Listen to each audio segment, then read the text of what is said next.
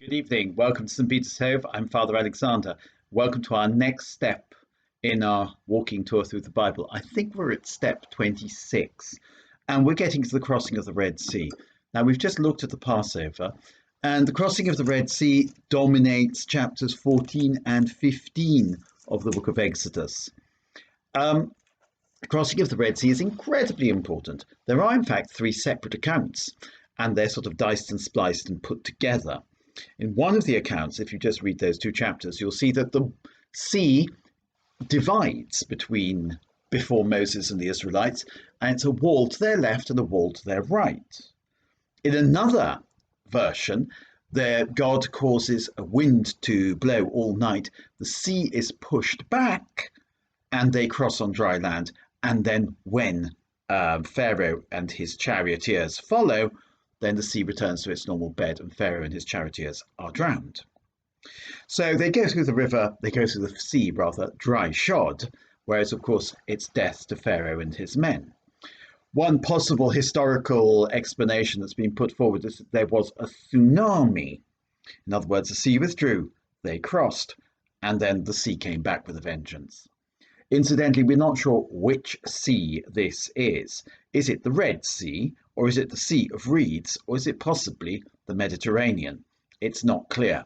It could be one of either three. It could be, in fact, the Great Bitter Lake, which is somewhere in the region of Suez. Anyway, what is clear is a miracle happened. It might have been a miracle of timing, but certainly a miracle happened. The children of Israel called upon the Lord intervened and rescued them from Pharaoh and the people who were pursuing them. And of course, the Lord then exacted a terrible vengeance on Pharaoh and his men. For us, and now this incidentally is the founding moment of the people of Israel, a bunch of runaway slaves then become the people of the Lord, seeing what the Lord does. For us, it's clearly a foreshadowing of baptism. We go down into the waters of baptism and we come out with a new life as God's people. Our sins are buried in the waters of baptism and they no longer trouble us, in the sense that we are liberated from the house of bondage and from original sin. So we always think about the Red Sea as the countertype of the baptism of Christ in the Jordan. Often on church walls, you'll see on one side of the wall there's the Red Sea, and on the other side there is the baptism of Christ. In the Sistine Chapel, the Red Sea is actually red. You see a whole bunch of red waves, taking it rather literally there. Now, have a look at chapter 15, if you possibly can, which is a canticle which is often used in the offices of the church.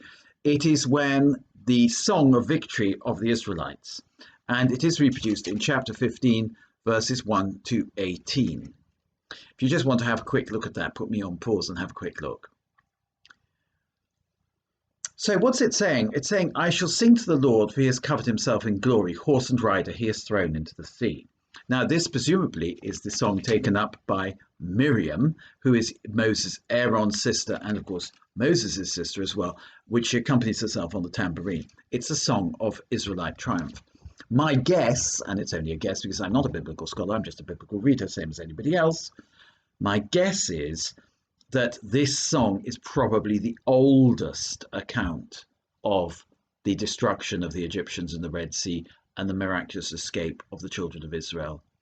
And because, as you know, poetry is a much older vehicle of meaning than prose.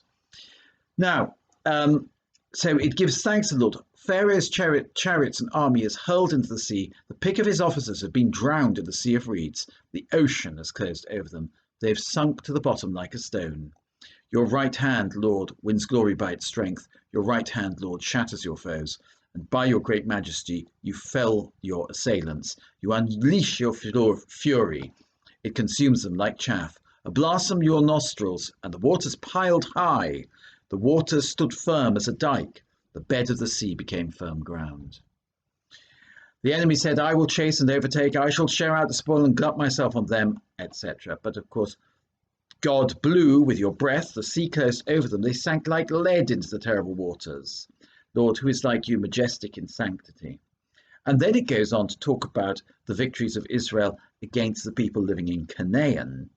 So that places this song in the era of the conquest of the land. And then it even goes on to talk about the sanctuary that God has prepared with his own hands. In other words, the Temple of Jerusalem. So really, this song must have been updated to the time of Solomon. So it represents a long time after the original events which it's portraying, although the kernel of the song might be very old and it's had additions made to it. One of the things about it is, of course, it's quite vengeful, isn't it? It doesn't have any compassion for the foreigners who go down into the deep. It doesn't care about the Egyptians or indeed the Edomites and the Moabites and all those other people, all of whom are destined to be defeated because they've taken up against God's people. We, of course, are Pacific people. We're not pacifists, but we are Pacific. We are full of goodwill to all people, are we not, as Christians? We must be. And therefore, that is something that we feel that we've been educated out of, the tribalism of the Old Testament. Although, leave the tribalism aside, what remains is the goodness of God, the greatness of God, showing forth his majesty and his might in this amazing way and saving the people from the jaws of death. We too, like the children of Israel, are a saved people. I think this is extremely important. God is offering us salvation. Salvation from our enemies, yes, but above all, salvation from sin. He's offering us the promised land. He's offering us a place of peace and a refuge. So you can see, if you like, the development of religion from the Old Testament to the New Testament. The Old Testament is about salvation from our foes, salvation from the forces of nature, perhaps, salvation from those who want to kill us.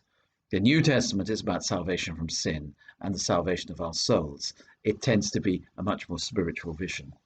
But, as I say, for us, this is incredibly important, the crossing of the Red Sea. And each one of us has crossed the Red Sea thanks to our baptism. All the best. Bye.